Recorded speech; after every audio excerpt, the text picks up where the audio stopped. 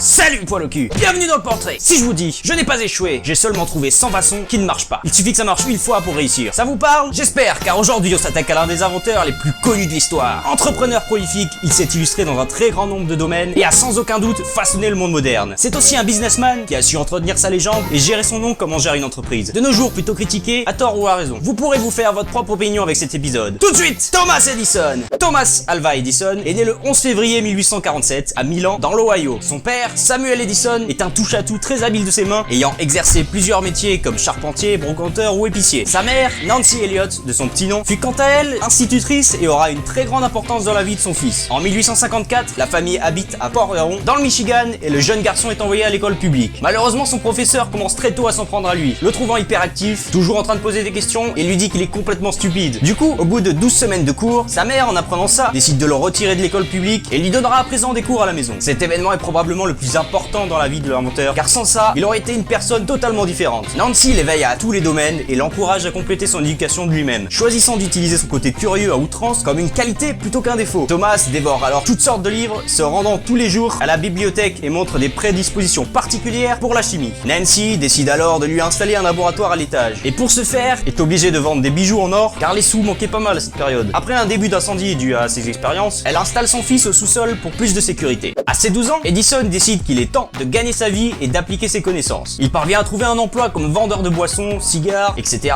dans le train de la Amtrak Railway et utilise l'argent gagné pour s'acheter une presse d'imprimerie qu'il installe à l'arrière d'un wagon. Il commence son propre journal hebdomadaire tiré à 500 exemplaires. Et c'est alors la première fois que l'on vend le journal dans un train. C'est aussi le premier projet qui montre déjà à cet âge-là un esprit entrepreneur très développé. Il se sert par la même occasion de ce wagon pour installer un mini laboratoire et continuer ses expériences. Mais finit encore une fois par foutre le feu et se fait virer de la compagnie à coups de pompe dans le cul. Edison aime raconter qu'un cheminot l'aurait attrapé par l'oreille et que c'est pour ça qu'il est atteint de surdité. Car oui, Edison était sourd comme un pot. En vérité, il a attrapé la scarlatine étant petit et son problème viendrait plutôt de là. Par la suite, il vend ses journaux aux différentes stations le long des rails et un jour, aperçoit un enfant de 3 ans sur le point de se faire écraser par un train. Edison parvient à le sauver et en récompense, le père du petit garçon propose de lui apprendre comment utiliser un télégraphe alors en plein essor. Il voyage pendant quelques années, travaillant en tant que télégraphiste itinérant et continuant son auto-éducation au travers de différents livres. Il a malgré tout un petit handicap, car bien qu'au début, le télégramme était retranscrit à l'écrit, ils ont très vite été remplacés par les signaux audio. En 1868, il rentre chez lui et s'aperçoit que sa mère commence à souffrir de démence et sa famille tombe en décrépitude. Il décide de prendre son futur en main et part pour le centre culturel américain de l'époque, Boston. Il trouve à la Western Union Company un poste d'opérateur télégraphiste de nuit et travaille en parallèle sur ses premières inventions, dont une machine de comptage automatique de vote, mais elle n'intéresse personne à cette époque. Il en gardera une maxime en tête: ne jamais inventer quelque chose que les gens ne veulent pas. En 1869, il part pour New York, mais finit presque par mourir de faim. Un jour, il croise un télégraphiste qui lui dit: si t'arrives à réparer mon téléscripteur, je t'engage en tant qu'assistant. L'appareil n'est normalement pas à sa portée, mais le jeune homme tente sa chance et répare l'appareil. Il passe alors d'une situation de pauvreté à un salaire bien confortable. Il développe par la suite sa première invention, à savoir un télégraphe automatique pouvant imprimer et transmettre plusieurs valeurs boursières en même temps. La Golden Stock Telegraph Company fut tellement impressionnée qu'elle le paya 40 000 $ pour avoir les droits. Edison n'a alors que 22 ans et quitte son emploi de télégraphiste pour devenir inventeur à plein temps et crée en 1870 son premier empire industriel de Menlo Park, équipé de laboratoires de recherche et de 60 chercheurs salariés. L'entreprise est très prolifique et dépose parfois 400 brevets par an. Un an plus tard, il épouse Mary Stilwell, une employée d'une de ses entreprises. Au cours de leurs 13 ans de mariage, ils auront 3 enfants. En 1877, Edison achève la construction de son premier phonographe capable d'enregistrer et de réécouter la voix humaine. Il enregistrera la comptine Mary Had a Little Lamb et fera des démonstrations de son appareil comme on présenterait un spectacle. Remettez-vous à cette époque une seconde et imaginez à quel point ça pouvait être stupéfiant d'entendre un appareil parler. L'inventeur est sur toutes les lèvres et porte maintenant le surnom de magicien de Menlo Park.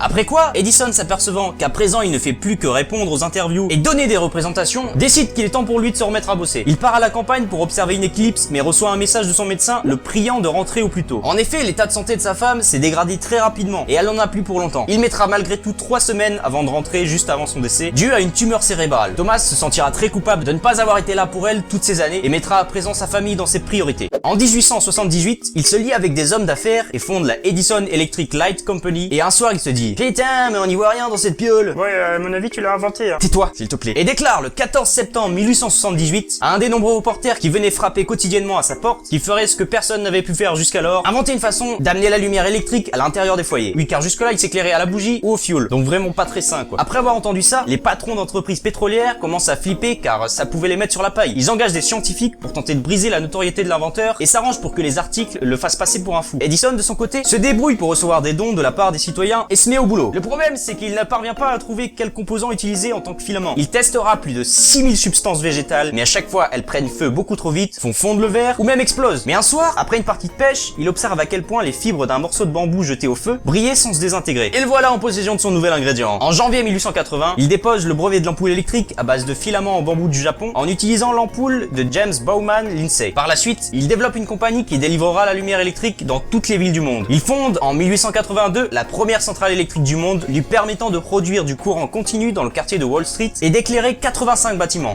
En 1884, il engage un jeune ingénieur autrichien fraîchement débarqué aux États-Unis, le très génialissime Nikola Tesla. Tesla est fasciné de voir un homme autodidacte avec autant de connaissances et être arrivé si loin. Edison, quant à lui, est très impressionné par ses capacités et son talent dans à peu près tous les domaines. Il commence à se sentir menacé par le génie de l'ingénieur, mais lui promet 50 000 $ s'il parvient à améliorer l'efficacité de sa dynamo utilisée pour son courant. Après un an de travail, Tesla y parvient et va donc chercher sa récompense auprès d'Edison qui lui dit « C'était une blague frère, on est comme ça aux États-Unis. » C'est rigolo. Leur rivalité commence ici, car Tesla, ayant reçu une éducation de mathématicien, développe le courant alternatif plus pratique car plus sûr, avec un meilleur rendement et une portée bien plus grande. En effet, le courant alternatif d'Edison nécessite une centrale électrique tous les 3 km. Tesla quitte la compagnie d'Edison et rejoint George Westinghouse pour promouvoir son courant. Thomas, sentant que l'ingénieur pourrait détruire tout son business, décide de lancer une propagande contre Nikola Tesla et son courant. Et oui, c'est triste, mais il fit exactement ce que lui avaient fait quelques années plus tôt les compagnies de fuel. Pour ce faire, il propagera des rumeurs d'accidents mortels dus au courant alternatif, électrocutera à mort des animaux en public et reniera ses convictions anti-peine de mort en inventant avec l'aide d'Harold P. Brown la chaise électrique utilisant le courant de Tesla. L'idée étant d'assimiler le courant alternatif à la mort quoi. Bref, une période très noire et pas bien glorieuse. Si seulement ils avaient pu s'entendre, ils auraient fait des merveilles. En 1886, Edison se remarie avec la fille d'un inventeur, Minna Miller, dont il tombe follement amoureux. Un an plus tard, il installe son nouveau laboratoire de recherche à West Orange, multipliant sa taille par 10. On lui reproche souvent d'avoir volé le travail d'autres personnes, car en effet, toutes les inventions faites par ses employés sont automatiquement au nom d'Edison, étant donné qu'il supervise tous les projets. Ça et le fait qu'il était très difficile à vivre lorsqu'il bossait. Certains l'ont comparé à un tyran. En 1888, Edison se consacre à la recherche sur l'image photographique animée qui conduira en 1891 au premier film Edison et invente par la suite la pile alcaline nickel-fer. Il s'aperçoit ensuite qu'il est impossible pour un homme seul de gérer un complexe industriel aussi grand que celui de West Orange et laissera peu à peu la place à des mathématiciens et scientifiques ayant reçu une éducation universitaire poussée. Edison travaillant beaucoup mieux dans son coin avec un plus petit comité. Avec l'arrivée de l'automobile, Thomas Edison travaillera sur une batterie interchangeable en vue de créer une voiture électrique. Rappelons qu'on est dans les années 1910, hein. Joli. Lors de la Première Guerre mondiale, le gouvernement fait appel à lui pour créer des inventions utiles à l'armée. Edison accepte à une condition. Il ne travaillera que sur des armes défensives. Il se penchera donc, entre autres, sur des détecteurs sous-marins. Après quoi, il travaillera aussi sur un projet plutôt paranormal, à savoir essayer de contacter les morts. Il mettra au point des machines, une sorte de radio, mais il n'obtiendra jamais de résultat. Son idée étant que les soldats morts au combat voudraient laisser un dernier message à leurs proches. Dans les années 1920, Edison, ayant atteint maintenant les 80 ans, décide de ralentir un peu son activité et se concentre sur certains projets comme les trains électriques. Il partagera son temps entre sa maison d'hiver avec sa femme et son laboratoire. Le 18 octobre 1931, Thomas Edison meurt suite à des complications de son diabète dans sa maison de West Orange à l'âge de 84 ans. En commémoration, de nombreux civils et sociétés éteignent leur lumière pour se rappeler ce qu'aurait été le monde sans lui. Alors oui, Edison était probablement quelqu'un de très égocentrique et égoïste, voire un tyran selon certains de ses employés. Il avait beaucoup de défauts comme Nikola Tesla qui était extrêmement misogyne par exemple. Mais je comprends pas bien la petite guerre qu'il y a ces dernières années entre les fans pour savoir lequel des deux est le meilleur. C'était deux personnes extrêmement brillantes qui ont ouvert la porte au monde moderne et doivent être respectées pour ça. Alors oui, cette parenthèse est vachement mielleuse, j'assume, mais j'avais besoin d'en parler, c'est tout.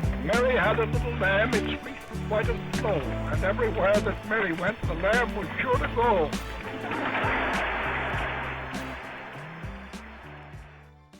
Voilà! Alors qu'est-ce que t'en as pensé? T'as appris des trucs? Tu t'es fait ta propre opinion? Ou tu savais déjà tout? Perso, cet épisode a été un plaisir à réaliser car autant Tesla, je connais relativement bien le sujet, autant Edison, j'avais quelques notions comme tout le monde quoi. Et puis j'adore les mecs autodidactes comme ça, qui partant de rien ont réussi à se faire un nom. Donc, un plaisir. Comme d'hab, tu me diras. Et toi, est-ce que ça t'a plu? Si c'est le cas, fais-le moi savoir en commentaire et en laissant un j'aime. Oublie pas de voter pour le prochain épisode du portrait, hein. Et bien sûr, pour savoir quand il sortira, pense à t'abonner et à me suivre sur les réseaux sociaux. Bon et sinon, voilà!